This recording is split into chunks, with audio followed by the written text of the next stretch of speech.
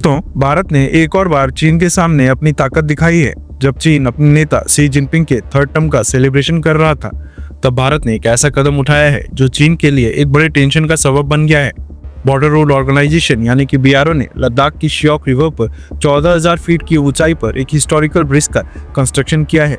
ये सिर्फ एक इंफ्रास्ट्रक्चर प्रोजेक्ट नहीं है, बल्कि भारत की स्ट्रेटेजी और डिटर्मिनेशन का सबूत है। ब्रिज सिर्फ इसलिए खास नहीं है कि इससे इंडियन आर्मी को लाइन ऑफ एक्चुअल कंट्रोल यानी कि LAC तक पहुंचने में मदद मिलेगी, बल्कि इससे देश की टैक्टिकल स्ट्रेंथ भी बढ़ेगी। यह ब्रिज अक्साई चीन के बिल्कुल नजदीक बना है, जो चीन के लिए एक बड़ी टेंशन की वजह बन गया है। श्योक रिवर के ऊपर यह ब्रिज लद्दाख के उन इलाकों में बनाया गया है जहां तक पहुंचना पहले लगभग नामुमकिन था। अब टैंक्स, वेपन्स और मिलिट्री सप्लाईज इन दुर्गम इलाकों तक आसानी से ले जाया जा सकता है। ये इंफ्रास्ट्रक्चर प्रोजेक्ट भारत की तरफ से चीन के लिए एक क्लियर मैसेज है। हम अपने बॉर्डर्स को और स्ट्रॉन्ग बना रहे हैं और किसी भी एग्रेशन का मुंह तोड़ जवाब देने के लिए तैयार हैं। अब तक भारत और चीन के बॉर्डर एरियाज में कनेक्टिविटी काफी लिमिटेड थी। कई जगहों पर रोड्स का नामो निशान तक नहीं था, लेकिन अब सिचुएशन बदल रही है। BRO ने एक साथ 75 प्रोजेक्ट्स कंप्लीट करके एक रिकॉर्ड बनाया है। ये सब प्रोजेक्ट्स भारत के बॉर्डर एरियाज में डेवलपमेंट और सिक्योरिटी को बूस्ट करते हैं। अब आपको तवांग और विजयनगर के एरियाज का एग्जाम्पल देते हैं। तवांग हमेशा से चीन के रडार पर रहा है। 1962 की जंग के दौरान चीन ने इस एरिया पर कब्जा कर लिया था। विजयनगर तो एक ऐसा इलाका है जहां तक पहुंचने के लिए सिर्फ हेलीकॉप्टर्स का यूज होता था, क्योंकि वहां रोड्स नहीं थी। लेकिन अब नए हाईवेज और ब्रिजेस का बनने से ये सब जगह एक्सेसिबल हो गई हैं। सिर्फ मिलिट्री सप्लाईज, बल्कि अगर किसी सोल्जर को मेडिकल इमरजेंसी हो तो अब उस तक हेल्प टाइम पर पहुंचना पॉसिबल होगा। ये सिर्फ एक मिलिट्री प्रोजेक्ट नहीं, बल्कि पूरे एरिया की इकोनॉमी और लाइफस्टाइल को बूस्ट करने का एक जरिया है।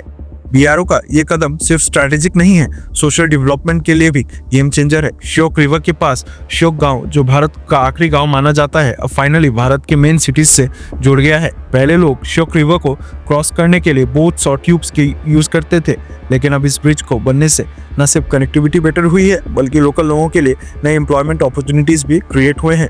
टूरिज्म भी इस प्रोजेक्ट की वजह से बूस्ट होगा। लद्दाख का ये खूबसूरत और अनटच्ड एरियाज अब इजीली एक्सेसिबल होंगे, तो यहाँ के लोकल बिजनेसमैन और इकोनॉमी को सपोर्ट करेगा। पहले रोड्स ना होने की वजह से टूरिज्म काफी लिमिटेड था, लेकिन अब ये बढ़ने वाला है। सरकार का फोकस सिर्फ बॉर्डर को स्ट्रॉन्ग बनाना नहीं है, बल्कि लोकल कम्युनिटीज की जिंदगी को बेटर बनाना भी है। कंस्ट्रक्शन प्रोजेक्ट्स के साथ नए स्कूल्स, हेल्थ सेंटर्स और अदर फैसिलिटीज भी बनाई जा रही हैं। ये सिर्फ एक रोड या ब्रिज नहीं है, ये एक एफर्ट है पूरे रीजन को डेवलपमेंट की तरफ ले जाने का। अब बात करते हैं इंफ्रास्ट्रक्चर की टेक्नोलॉजी की। BRO ने इस प्रोजेक्ट में इंटरलॉकिंग कंक्रीट ब्लॉक्स टेक्नोलॉजी का यूज किया है। ये टेक्नोलॉजी इंश्योर करती है कि लद्दाख के हार्श वेदर कंडीशंस के बावजूद रूट्स और ब्रिजेस लॉन्ग लास्टिंग रहें। अगर कोई ब्लॉक डैमेज हो जाए तो उसे रिप्लेस करना भी आसान है। सरकार ने कार्बन न्यूट्रल शेल्टर्स और सोलर लाइटिंग का भी यूज किया है। सोल्जर्स के लिए नए शेल्टर्स लेटेस्ट टेक्नोलॉजी से इक्विप्ड हैं, जो एनवायरनमेंट को हार्म नहीं करते।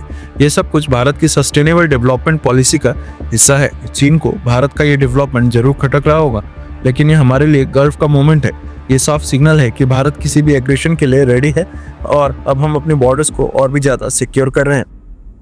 ये प्रोजेक्ट सिर्फ देश की सिक्योरिटी को बूस्ट नहीं करता, बल्कि उन एरियाज में नई लाइफ अपॉर्चुनिटीज भी लेकर आते हैं जो अब तक पिछड़े हुए थे। अब भारत का डेवलपमेंट देखकर अगर चीन को टेंशन हो रही है तो वो उनका प्रॉब्लम है। आपका इस प्रोजेक्ट और भारत के इस कदम पर क्या कहना है? कमेंट करके हमें अपनी राय जरूर बताएं और इस वीडियो को अपने दोस्तों के साथ जरूर शेयर करें। तब तक के लिए जय हिंद।